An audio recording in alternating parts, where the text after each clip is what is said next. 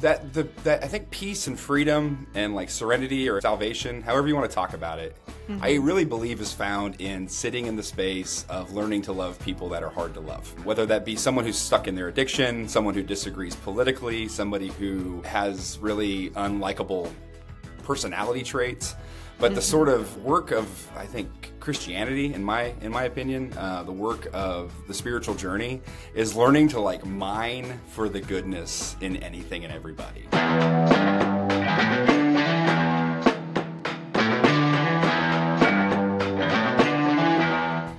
Welcome to It's Both, the podcast where we explore the messy, beautiful contradictions of being human. I'm your host, Niki P, and each week I sit down with real people navigating life's complexities, those moments when life isn't just one thing, it's so many. And this week, I'm joined by one of my friends, Steve. He is a pastor, a person who's experienced recovery, and someone who deeply understands the complexities of love, faith, and human connection. Our conversation is about what it really means to love people who are hard to love, not in theory, but in real life. Steve shares his reflections on grace, recovery, boundaries, and the messy beauty of relationships.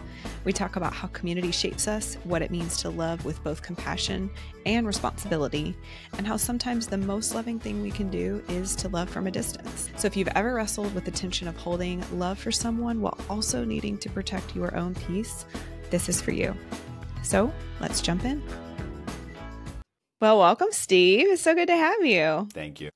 I'm excited to talk today. And before we jump in, I just want you to take a minute and tell everybody a little bit about who Steve is. Well, I am the husband of the inaugural podcast interviewee. I'm Steve Lefebvre, and I am a pastor in the Methodist Church, the United Methodist Church. And right now I'm serving in Pleasant View. But I will be we're moving to Dyersburg in like a month. So we're in the middle of that thing, and I'm getting a full dose of the moving around of pastors. Breaking my heart and everybody's hearts here in Nashville. I know.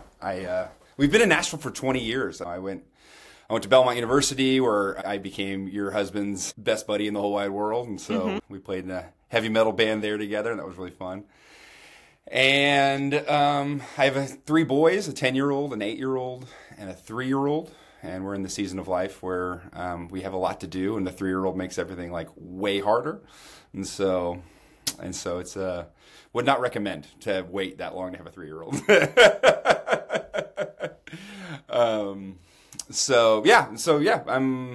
That's I think a little bit about me. I still play baseball. I think that's a fun fact. It is a fun and your husband fact. Joins me in that baseball sometimes. He does. It is one of the more socially unacceptable things that I do is tell people I play baseball, and like the people are like, explain. And you're like, I can't. We get together at a ballpark and play a very slow version of baseball together. But so. you're leaving out a key point, which is you guys wear blue jeans.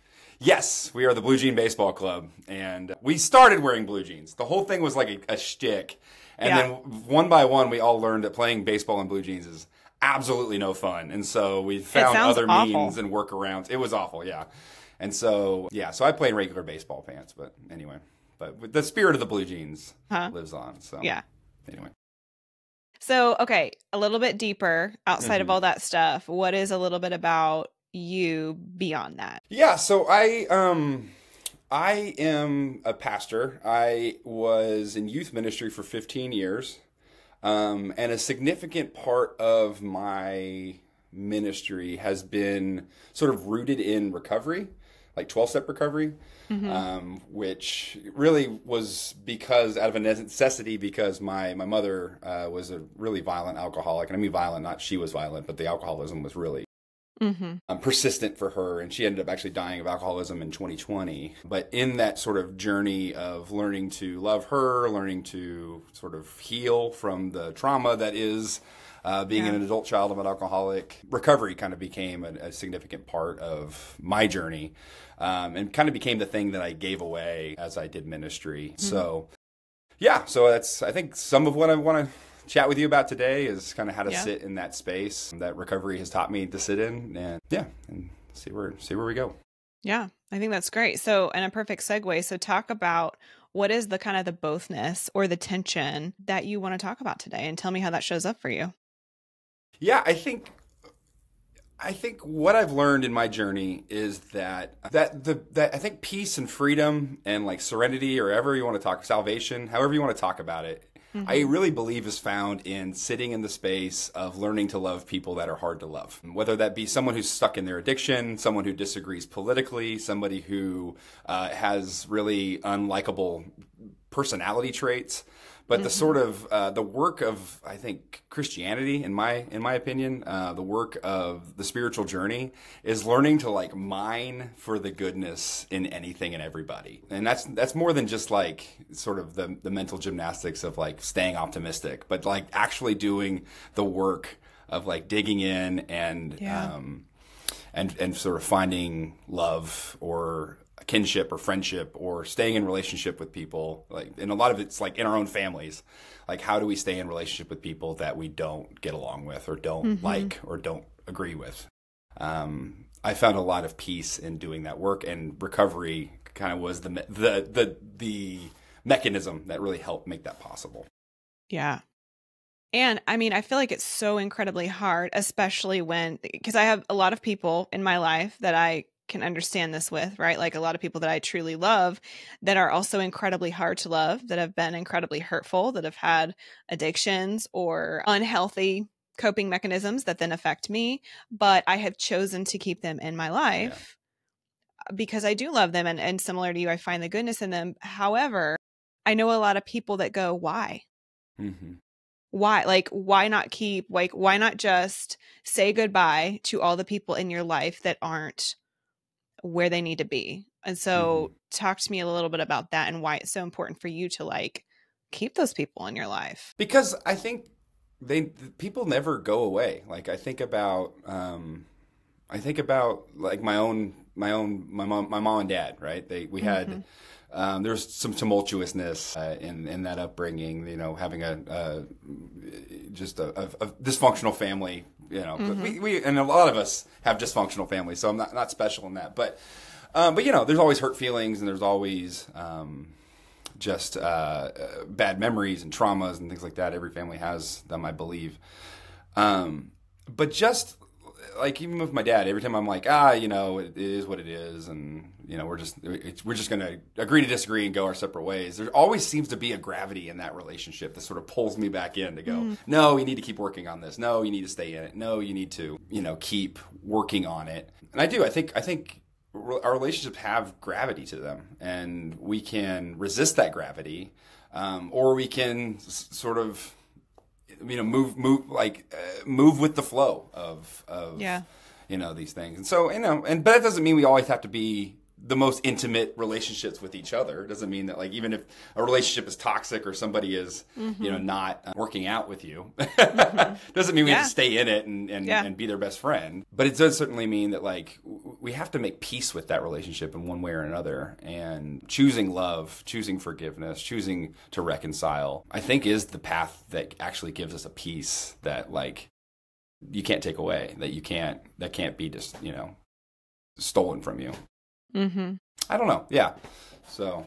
Yeah, I like that term too, like the gravity of it, because I've never thought about it like that. But I think that's a very accurate description of like at least in my experience, what it is. Like there's nothing logically that I could tell you brings me back to these people, but it is something deep inside. Now, there have been times that, you know, the caveat to this is obviously there have been a couple of times in my life where I've had to end a relationship because it was unhealthy and abusive and toxic. But I think more often than not, I mean, that's really only happened a couple times. So more often than not, it is this like deep in my soul. I'm like, no, something is pulling me back to them, whether that is, you know, if you believe in God, if there's like the spiritual aspect, or if this, you know, I don't know what the connection is, but I think it definitely resonates with me, what you're saying about that. Well, I mean, I think foundational to my Christian belief is that, like, love is eternal, right? God is love. And so when I love, I'm engaging in something divine. And this really came true for me when my grandmother died a couple of months ago. And it sort of forced me back into conversations and relationship with people I had not seen in 20 years. Like my family back in San Diego. Yeah. And it was fascinating because we lost touch, because I'd moved out to Nashville because, my mother had died. And so I kind of lost that ambassador, that liaison to that family. And so in some ways I had kind of resolved subconsciously, like, oh, those people don't care about me anymore. Oh, I've moved on. They've moved on. What's the point of even working on the relationship? But then my grandmother dies, and my grandmother asked that, as one of the pastors in the family, there's actually two of us, that she asked that we both do the funeral. So it forced me to go fly back out to San Diego and see some relatives I hadn't seen in decades. And it was just so heartening to see that even though there wasn't 20 years of, relationship that we've kept up with, like the love was still there. Like the affection that we had for each other was still there. Wherever we left off in the relationship was there. And I was just so it was so affirming to my theological belief of love is eternal. Love is the only thing that matters. God is love. To find that that the love was right where I left it, And so yeah, I think there's a reality there that we can push off love, or we can create space, or we can create distance between us, but there's something about our interconnectedness that just doesn't go away, even after death, even after breakups, even after. I think there's just something about being human and our being made for community that it's a gravity that sort of pulls us, that's constantly pulling us back together. And it's almost sometimes more work to cut it off than it is to just go with the flow of it, Yeah, it reminds me, I don't like to use this term because I grew up in such a conservative Christian culture that this term gets taken anyway, but it makes me think of growing up. They used to talk about soul ties. See, again, yes, not saying I love it. I actually hate that term so much. But I bring it up because I hear you talk, and I know you understand my religious trauma and a lot of people's religious traumas, but I think gravity is so much more an appropriate word for what this experience is than a soul tie. But, something you said earlier too, as you started this, you were talking about addiction and the work of addiction and how that's brought you to this place of the tension of loving people that are difficult to love. Yeah. How, I guess, going back to when this started to come up for you, whatever age that was, talk to me about how you first started to notice the tension of this both, and also when did the addiction piece come into it? Yeah. So in the Gospel of John, I just preached on this on Sunday, so it's real fresh, but there's a story of a man who has been laying on a mat for 38 years. And Jesus comes upon him. And the curious thing about the text is there's nothing about the place that he's sitting in, or nothing about this particular man, we don't even know his name, that has any sort of context or backstory. It's just this random person that Jesus encounters, and all he does, he doesn't ask him anything about himself. He just asks him, do you want to be made well? And you would expect the man to say, well, yeah, of course. This sucks to lay on this mat for 38 years. But instead, he kind of gives him this big, long sort of over disclosure about his plot in life, his plight, and I've been, he's sort of sitting by this pool because he believes that if he wins a race against other crippled people, that he will be healed by the angel who stirs the water. The whole thing is this crazy, superstition. And Jesus kind of pushes all that aside and just tells him, stand up, take your mat, and walk. And so I love that story as a sort of parable, of I think where we're all at certain points in our life, where we have kind of resigned ourselves to our shame. We've kind of resigned ourselves to our sort of lot in life, that life is terrible, life's hard, life is full of conflict, life, my addiction is just what it is, and I'm just gonna have to live with it. And so for me that looked once I came to realize that I could get some pity from people if I told them my parents were divorced, my mom's an alcoholic, and it would give me some leeway, or it would offer me some grace. And so what I started to do was sort of just like hoard all of that pity and all of that. And what ends up happening is what grew out of it was this tremendous shame complex where I was constantly having to explain myself to people for why my life wasn't turning out the way I wanted it to, for why, I was still single at 25 years old, or why I was, super underemployed out of college. And, I'd say it's just constantly trying to help people see why, make excuses for why, like, my life was hard. And it really wasn't until I got into recovery and started to take moral inventory and started to sort of assess the people that I have hurt in my own life, and took a look at my own character defects and just did all these inventories. I mean, I think so much of the 12-step work is not, it is about taking inventory and then taking action, right? Like taking an assessment of like the life that I've lived and then taking responsibility for it. And what you find, and my wife says this all the time, and I don't know where she got it from, and so if anybody's listening and knows where she got it from, please tell me. But she says that none are to blame, but all are responsible. And so it's this idea that, like, if you take inventory of your life, if you take inventory, a moral inventory, a fearless and searching moral inventory of your life, what you'll find is that, like, you're not to blame for any of it. Yeah, you've done some crappy things. Yeah, you've struggled. Yeah, you have some character defects. You've done some you've cut some corners, and you've hurt some people along the way. But there's a perfectly good and reasonable explanation for it, right? Because I grew up in an alcoholic home, because I was abused as a child. I wasn't, but because I was abused as a child, because, somebody harmed me when I was in college or something like that. Like, yes, I live in this violent and chaotic and frustrating world that is dog eat dog and survival of the fittest. And I'm just doing the best I can to survive. And that's why I've done the awful things I've done to people. And so there's just both this sense of like, oh, like, look at all these things that I've done, but also look at all the ways in which, of course I did it. Of course of course I am where I am. And I think that's where, like, grace really sort of kind of unfolds in the midst of all that, to where I'm able to forgive myself, and I'm able to seek forgiveness from others, and I'm able to just have a deeper sense of understanding about, like, the human condition, about the thing that we're all struggling with and we're all going through. And so, yeah, so I think for me, like, when it comes to how do I like the unlikable, how do I love the unlovable, how do I stay in relationship with the people that are hard to stay in relationship with, it's the understanding that, like, oh, look at, I am a participant in this too, and I have responsibility in this too, and if in doing my own search I've dug this deep and found grace, and I've found hope, and I found healing, then everyone in this world is potentially on that journey as well, which just gives me such a sense of, like, pause before I judge others. It gives me such a sense of pause before I write somebody off, before I pull the plug on a relationship, or before I just kind of, just writ large, just write a whole group of people off because they're nuts, or because their politics are ridiculous, or because, even their religion is wackadoodle.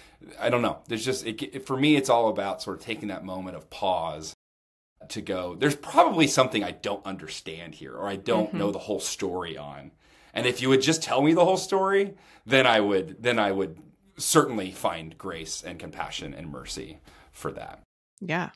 And that's hard, because then, I mean, how many times do people not want to tell their whole story? Which I get, it makes sense, right? Like, yeah. Because this world's not safe. Right? Of course. But that makes it hard, right? Then for each of us to go, gosh, if I only knew the whole story, I could understand. But I'm having to just assume the best intent here and go, you're not going to tell me your story, or I'm not going to know your story.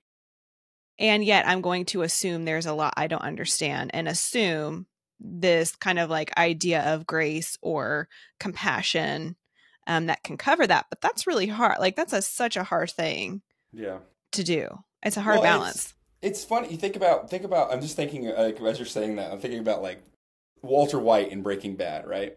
Like, the guy is absolutely horrible. Like, the anti-hero of anti-heroes, right? Well, killing people and murdering them so he can sell more meth. And yet we're cheering for him because we know the whole story. Because we're like, oh man, he's dying of cancer, and he's trying to do right by his family, and he's trying to have his own adventures, and his colleagues screwed him over at the university, and, like, now he's just a lowly high school teacher, and so we're cheering for him all along the way because we found the capacity to do that because of his story, Mm-hmm. you know? And I think we got obsessed with anti-heroes 10 years ago because of that. Like, all of a sudden, there was this new access point where we're like, oh, like, I can love really unlovable people, you know? And that's, Sopranos and Mad Men and, like, The Last of Us. The Last of Us. Oh, that's a great one. Man. Yes. Like, Yeah. it's all about, like, teaching us to love unlovable people. Mm-hmm. And, like, these people are despicable. If you knew these people and they did things like that, you know? But... So, yeah, absolutely. It's such a great example. And honestly, what you were saying earlier that I was thinking about that I haven't quite thought of in this term before, but it's almost like there's this paradox between absolving ourselves of responsibility and taking responsibility. And that seems so conflicting and in conflict with each other, right? Like that is a paradox. And yet where those two overlap is that special space, right? Like the special sauce of I can take responsibility and give myself compassion. And like it feels like such a fine line where the two meet. And it's so hard to do because you can't live in either one completely, right? Like you can't live in I have no responsibility for anything because that's obviously not good or healthy. Not safe. And yeah. So I think that's such like a really, really good point that you bring up because I have not thought about that. Well, there's always consequences for our behavior and our choices, and I'm not saying that like, life is without those. Like, if I, if I cheat on my wife, like, there's probably a perfectly good explanation for why I decided to do that. You know, maybe my loveless marriage or my wife was just a horrible woman, but the consequences of that choice is I'm probably gonna get divorced, right? Like, yeah. And that is what it is. But and by the way, my wife is wonderful, and I have no intention. But I just want to just a disclaimer. But yeah, and I think there is. I think we live in a society that like will in the post-modernity of things where you're like, what is morality? And just because it's immoral for you doesn't mean it's immoral for me. There's still going to be consequences for the choices we make, and but again, that's not. It's what good does the blame do? The question then is, okay, what's the next right step? Right? What's the next thing that we need to do to take responsibility now that we've made the choices that we've made and we're living in the consequences that we're living in? Yeah, that's a great point. Without saying names, like you don't have to say names, but can you give some examples of like when you think about this tension, right? Loving the unlovable, liking the unlikable. What are some examples of how has this shown up for you in a real life context? Well, so like the church I'm currently working for, like it's the United Methodist Church. If you don't know about church politics, which I don't know why you would, but in our current denomination, like we're really struggling. We've gone through a really dark season of people leaving the denomination. Whole churches leaving the denomination. We've lost like 40% of our people. A lot of that leaving was on this sort of same political fault lines. And so it was a lot of people that were sort of more conservative, more traditionalist in their thinking. But this particular church, we had a split, but the people that stayed for a cacophony of reasons. When I first got here, I was like, well, they stayed United Methodist, so maybe they're more progressive leaning, and it wasn't the case. I mean, it really is a wide spectrum and a big tent, as we like to say in the Methodist Church. And, at first I, was just like, people would say things that would just kind of like hit my nervous system in a way, like, oh, that's, I wouldn't talk about God that way. I wouldn't talk about other people that way. I wouldn't, talk about politics that way. And just was like, ugh. But what I found is people are good. I mean, this group of people, even some people whose politics I find just absolutely horrendous. Yeah. Like, these same people are, checking in on each other when they're in the hospital. These same people are building wheelchair ramps for people who are shut in. These same people are, caring for their neighbors in ways that I may not even care for my neighbor in ways, And so what I've found again is there's more to the story. And the reason, and just because I'm for this sort of politic doesn't mean they're against the politic for the same reasons. Like they're for this politic probably for different reasons than I'm against it, And so again, even people's like the reason why they stand on one side or the other, there is an entire story there that like I have no way able to make assumptions about. And so, yeah, for me, like to sit in this, this very conservative area in Tennessee and serve a group of people that are all over the map politically, like through a season of an election that was really contentious in the last year. And Really, just to clarify, you're saying all this from a non-conservative. Like what you're saying is because you're not conservative, like the tension here is having to be around that part of the tension. Yeah. I mean, I try to.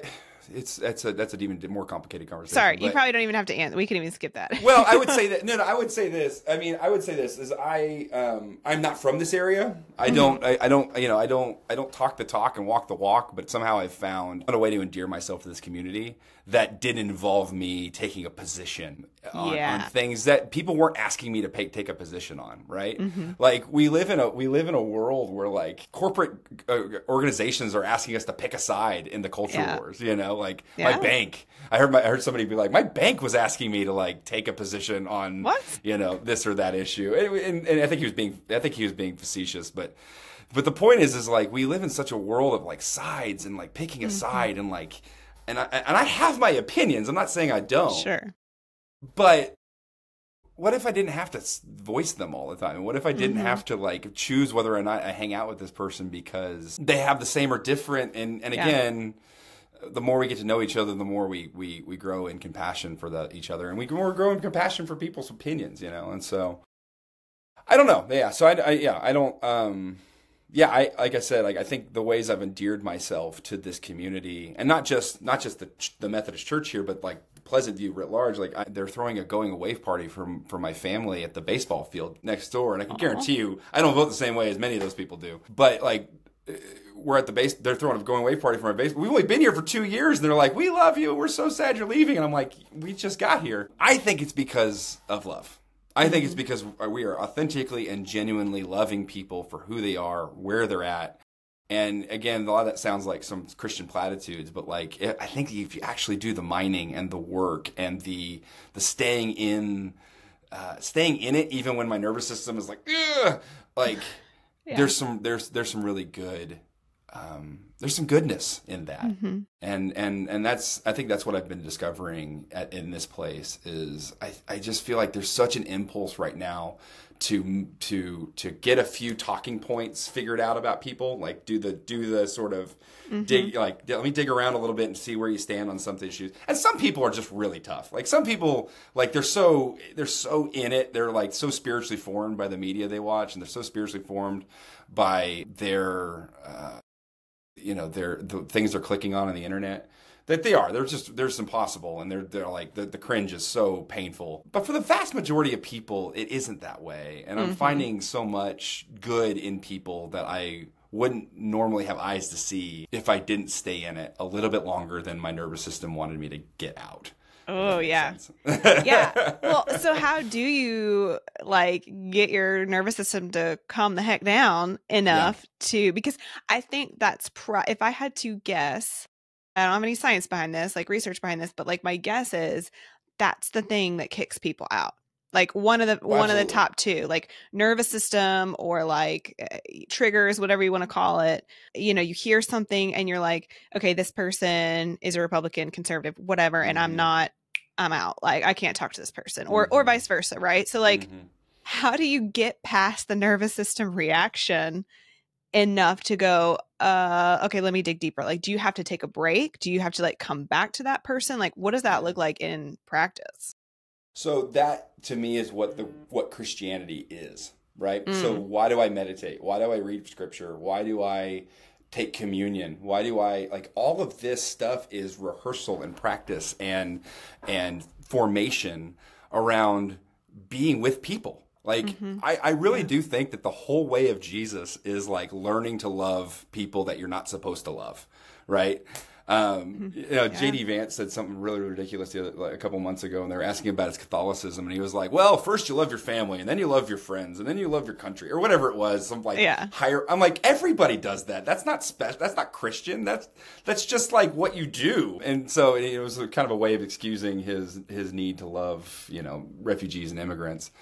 And yet my Christianity tells me, no, I have to love everyone, regardless of their race, their gender. In Galatians 3, it's like we're no longer male or female, slave or free, Greek or Jew. Like there is this in deep ingrained in my theology, and this is what I learn about when I read scripture, when I sing the hymns, when I take communion with other people, is I'm learning to discover the truth is that through the faithfulness of Jesus Christ, we are one. And so what you have in the stories of Jesus is this man walking around being like, yep, see that guy over there? You got to love him. See those people on the fringes of society? You got to love them. Yeah, the Samaritans? You got to love them. You got to remember the Jews and Samaritans hated each other as much, if not more than, Republicans and Democrats hate each other, right? Like, the whole ministry of Jesus was literally just walking and talking and pointing and showing human dignity to people that were forgotten, were kicked out, were hated, Jews and Gentiles alike. And it was just a simple message of like, you don't get any excuses about getting out of loving. There's no getting out of loving someone. You have to figure out how to be in relationship with them. And so my practice of Christianity is a training exercise in that, which means I don't get it perfect every time, which means I get an ick factor when I meet certain people, and I think in the same way, like, we've got to train to love each other. And we've got to train to teach our nervous systems that fight or flight response, or that, that cringe, or whatever it is that keeps me from at a distance from people. Like, maybe that my nervous system's lying to me. I need to retrain my nervous system, In the same way, though, like, that's not a bad thing. Like, right. I also, in our both and thinking, like, there's certain people, and this is what I've learned in recovery, and also, with like my mother, like I had to keep her at a certain distance at certain times and certain seasons in order for me to be able to heal, in order for me to be able to feel the feelings I'm feeling. And so, so the both and thinking is like, yes, we have hope that I can love everybody. I have a theology that says I need to love everybody, but it might not be the time or the place to love them. But I can detach without slamming the door shut and locking it. I can walk away with a full intention that eventually one day I will be ready to come back. And I think that in so many ways is the journey as well, is trusting the process and all of that. So yeah. And I think that's important because it might just be not right now. Like, and I think that's a really good way to look at it, because I think a lot of people have a hard time with that. It is like, oh, we are going to be in close relationship, or I'm going to say goodbye and we're never going to talk again. And it's like, well, there are levels of in between. And many, I think, as you were describing it, many people in my life, family, friends, where I go, we're probably never going to be at a deeper level than this, just by nature of some issues they're working on, that they're not working on, I should say. Right. So I know we're going to forever kind of be at this distance, but I'm here. I have my boundaries. I'm here, and I'm going to love them the best that I can from this at this level, knowing it's not going to go deeper, probably, like being open to it, but going realistically, that's not going to happen. Yeah. And sitting in that tension is hard. Because how has resentment ever served me? Right? Like, how has have you ever been around those people who've just compiled years and years of resentment because it's the only way they figured out how to protect their hearts from being hurt again? And they're the most exhausting people to be around, because all they want to talk about is all the people who've screwed them. And I just go, that's not peace. That's not wholeness. That's not living life fully present to the people and myself. And so I think we're always healing, and we're always working towards a more whole version of ourselves that has a bigger capacity. If you're like me and dinner time creates so much anxiety and stress, and you have very little time, especially if you have kids, from the time you get home until bedtime, let me suggest Hungry Root. Hungry Root has been a game changer for our family. Every week I go in and I pick out our meals for the following week. I get to select 4 servings, which is huge. A lot of delivery services don't allow for multiple servings like that, but it's enough to feed our family. They are really affordable. They're significantly cheaper than what you would get with some of the other subscriptions out there that tend to be very pricey and fancier, I would say, than Hungry Root. But it also offers a lot of healthy options. And so you can pick different dietary restrictions. Like, I usually always select anti-inflammatory for the family, which is like a lot of fish, a lot of veggies, a lot of chicken. But you can also select vegan, vegetarian, high protein, gluten-free, all these different variations that you can choose from. That's affordable, it's healthy, and almost every single meal is less than 30 minutes to make. And oftentimes if it's more than 30 minutes, it's just the bake time that takes a little bit longer. The prep time on almost all of these meals is very minimal, that even somebody like me, who has self-proclaimed that I do not like to cook because it creates anxiety and stress in me, I can even make these meals. It's been easy on my husband, who's the one that cooks, because I prepare ahead of time like what the recipes are going to be. I pick them on Hungry Root, and I choose things that are easy for his preference that I know him and the kids and myself are going to like. And it's made our dinner time routine so much easier in a way that none of the other subscriptions have. And it's yet still affordable, as if we were going to the grocery store and getting our groceries. So if you want to try it out, I highly recommend it, regardless of if it's just you and a partner, or you and kids. It works for any size family, any size household. And if you're interested, you can click the link below and get $50 off your first box. Well, it feels like for you, I mean, this is so connected to your spiritual beliefs. Yeah. Right? Like your Christianity, your experience with God, this feels like very innately connected to that. Would that be accurate? Yeah. Oh, yeah. This horrible fear of abandonment, right? So I'm like, I want to figure out a way to people never leave me. No. Yeah, I think for me, it was such a, I've had such rich experiences of community. I think about like the fact that when I was 19 years old or 18 years old, I was going to Arizona State, and I was lonely at Arizona State because I was this like Christian kid who like had no business being at a place like Arizona State. With it, all the rumors about it are 100% true about it being a party school. At least they were in 2004, but.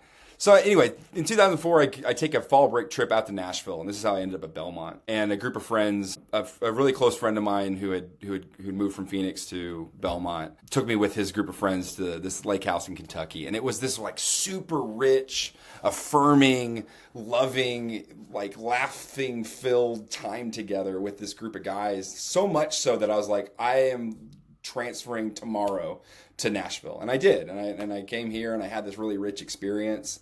And then, you know, we all turned 21 and booze got inserted into the picture. And so, things got a little bit harder, and we all started, you know, doing things that, you know, some of us are not so proud of. And so that perfect little community got blown up in so many ways. And actually, I'm still best friends with most of those guys that I moved out here for, which is such a grace.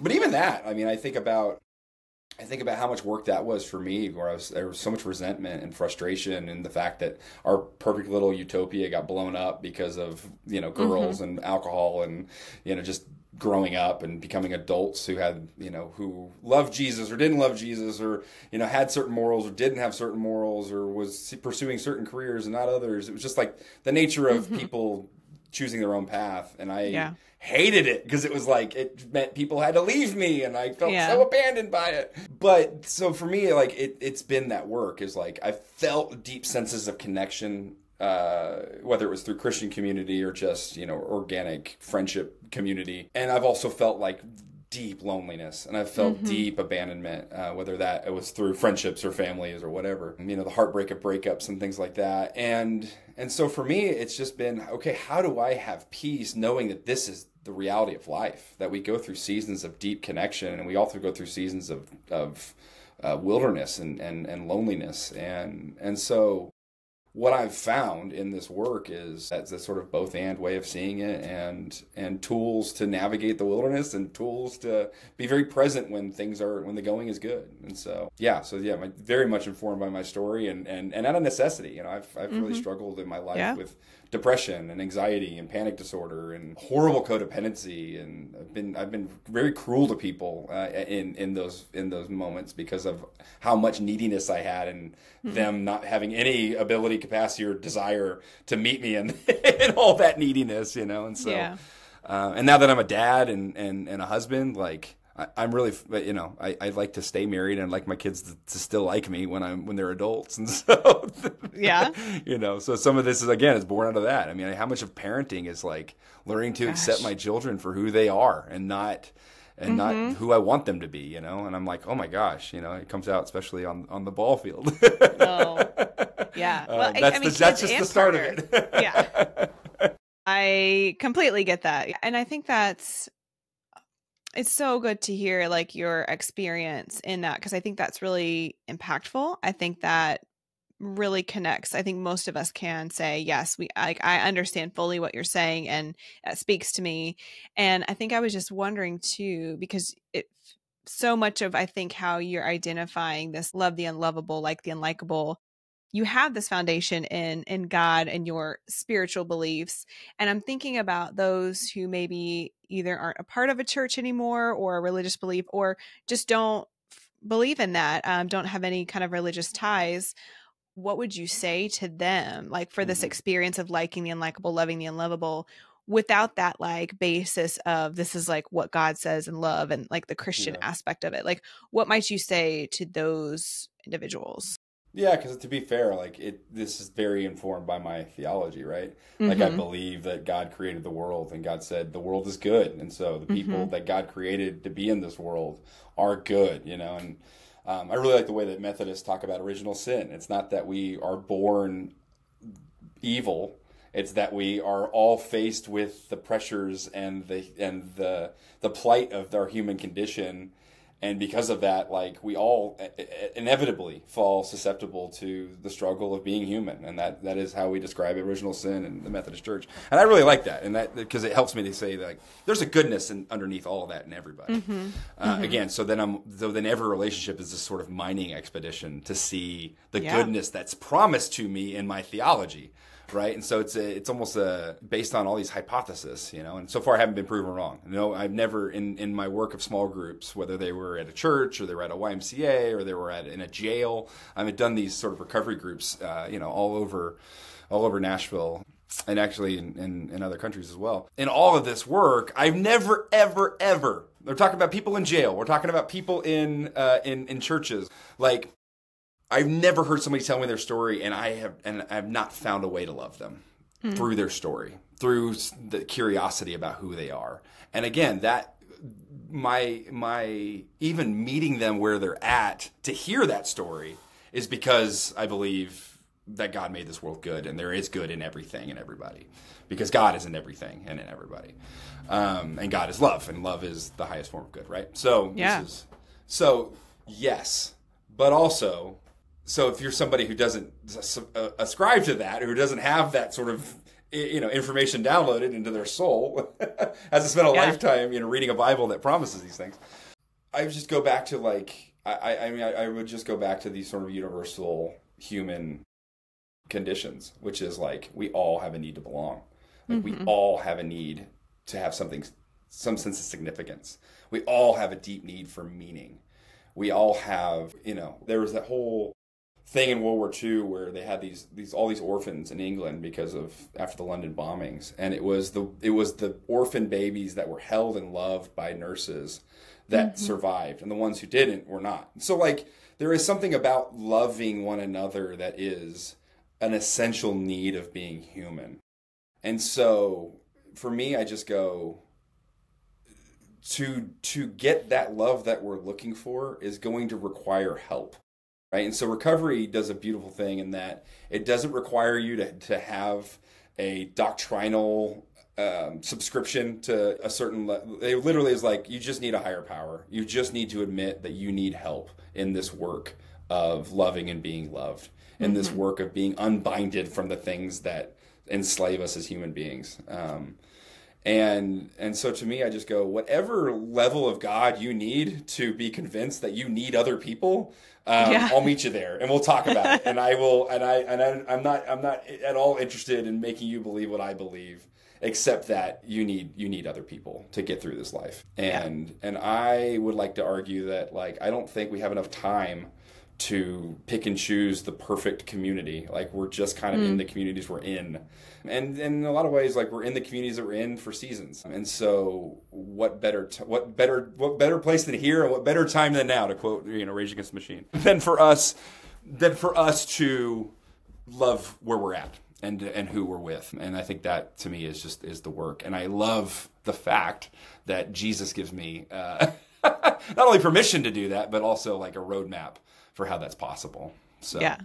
But that's so true, because it is the human condition. And I think no matter where you go, no matter what belief system you have, no matter what country you're in, you see fundamental things that research has shown. Like, we humans need people. We need each other. We need community. We flourish in community. We do not flourish in isolation. And so I think, yeah, no matter what your beliefs are, this idea that we should be committing to working to love each other. I mean, it has to be above almost anything else, in my opinion, because if we don't, what world are we living in? what's the point? It's like like the story that gets told over and over and over again, like Citizen Kane, and like you can have the whole, what good is the world if you forfeit your soul? Like, what good is to have everything you could ever want, but no one to share it with? Like, these are very like resounding platitudes in American culture, and yet, we still pursue a rugged individualism.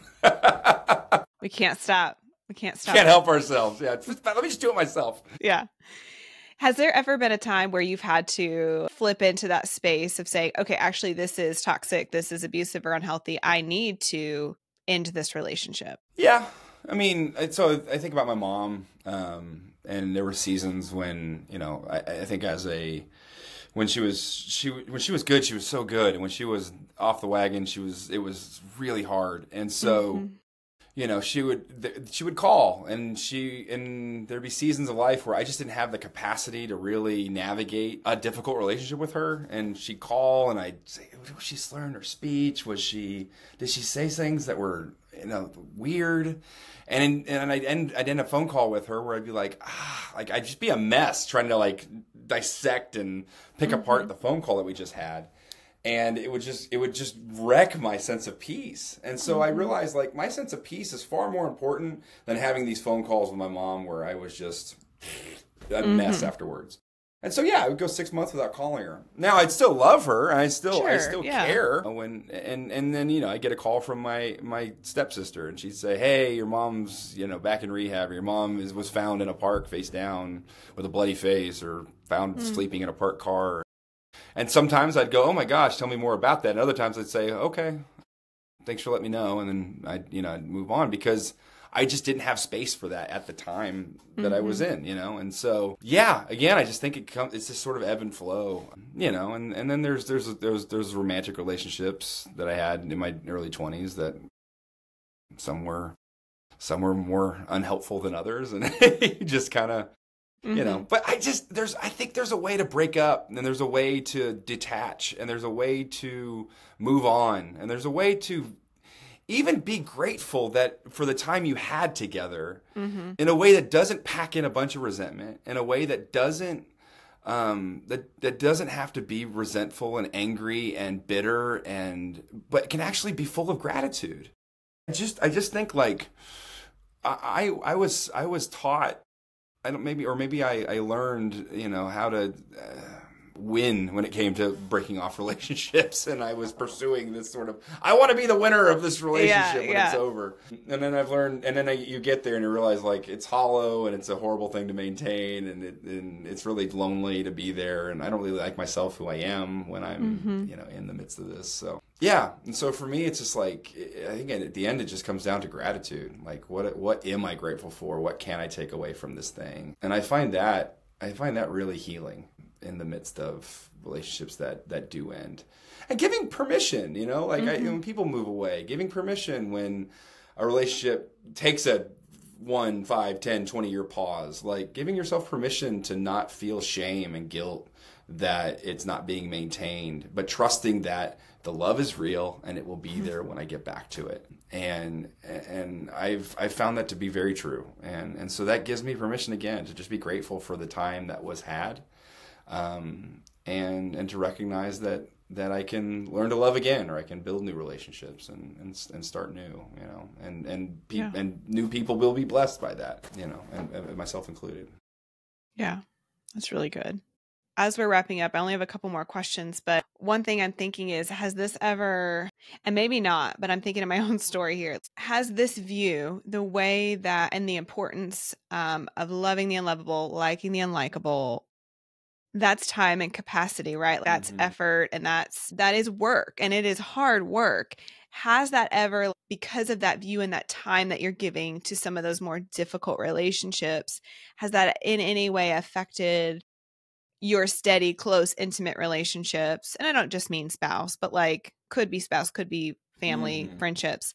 Has that affected those relationships at all because you are spending time over here? Oh, okay. Right? Like No. I'm thinking of me with family, like that's, Yeah. I dedicate to it, but maybe somebody in my life over here is like, I don't want to deal with that. Like that's taking time from us.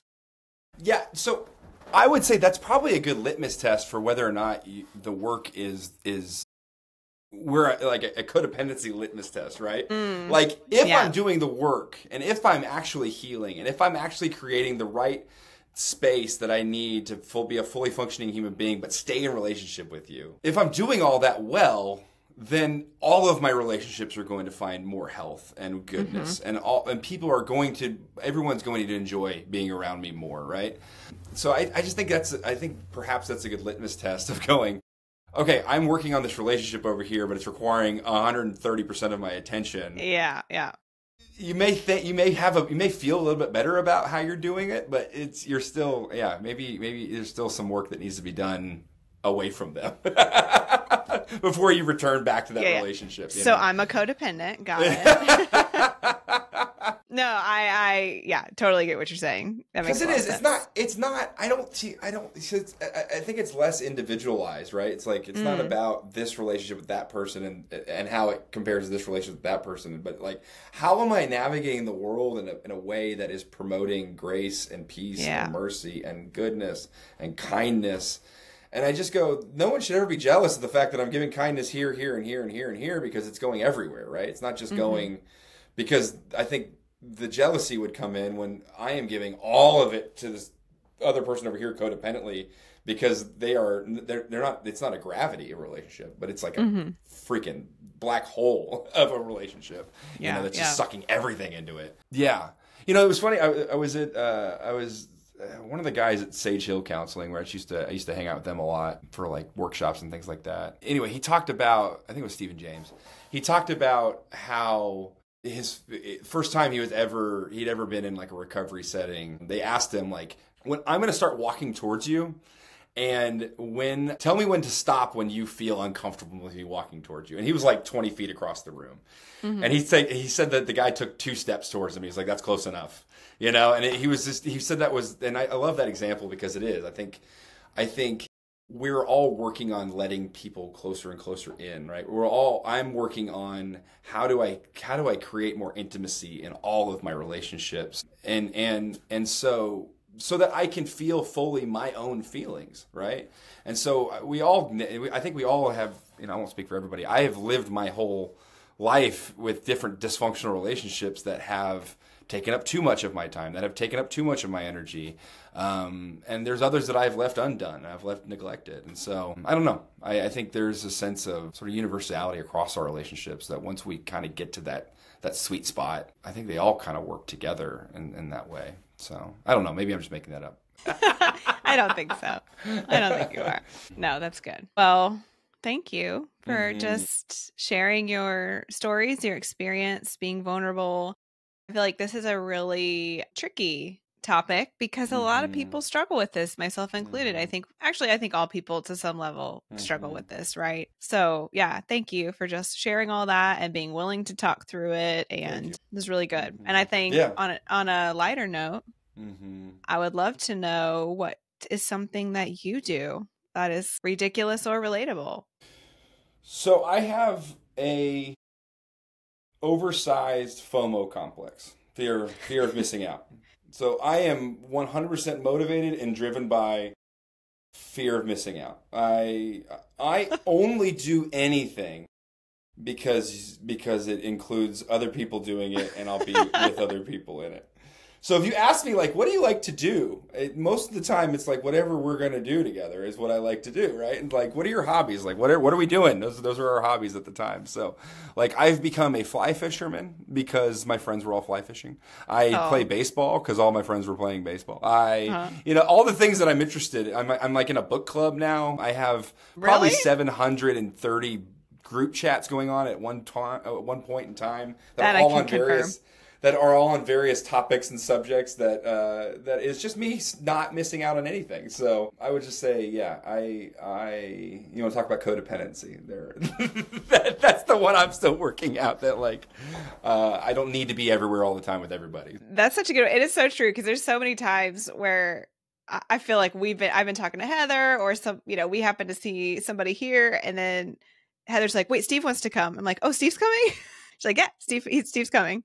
I couldn't miss it. I won't miss it. I won't miss it. And I love it. Everybody loves you around, so it works out.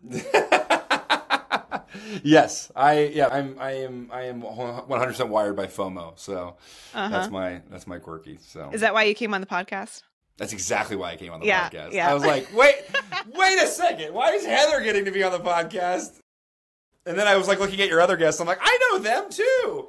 And so anyway, I was just extremely left kidding. out. That's so good. Oh, man. Well, I love it. And it was so good to talk to you, as always. Absolutely. Thank you.